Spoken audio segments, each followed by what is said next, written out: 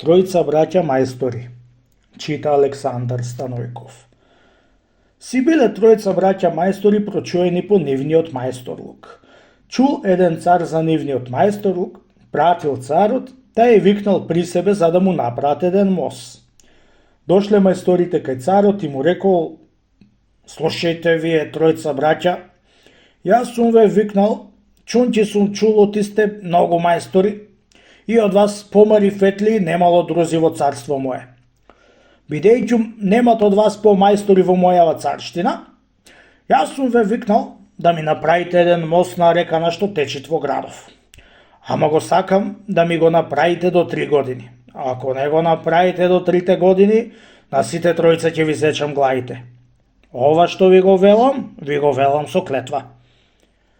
Виделе и чуле сиромаси мајстори што му рекол царот и зеле изим од царот, та пошле дома и си зеле жените та се курдиселе и го започнале мостот да го прават.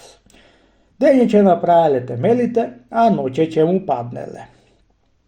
Како ти праеле, токму 2 години што го правеле и не могле темелите да ја испраат.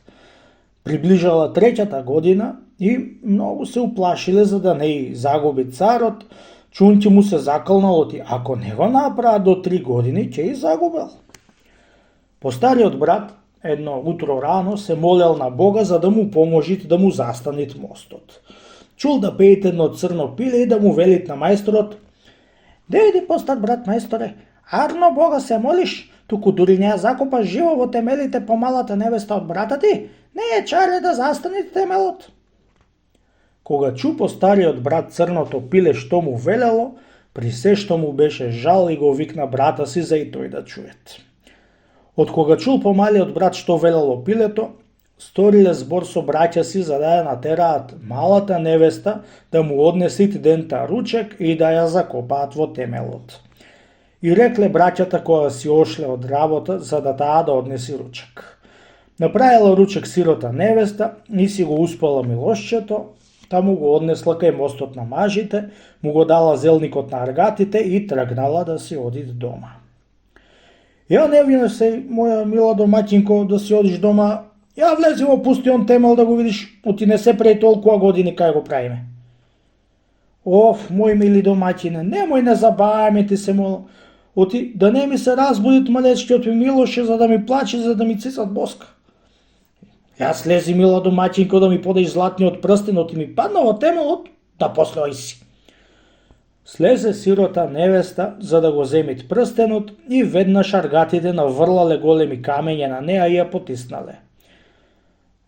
Мили ми домаќине, лели маката била за мостот да застанит, јас да умрам во темелот, а ако умрам, вие да останете живи.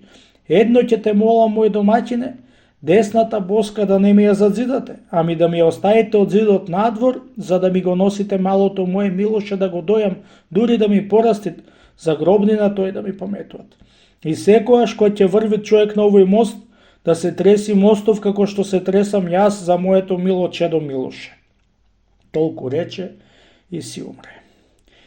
Велат луѓе, уште му била боската скамнета на мостот и човек која да врвел, се тресел мостот.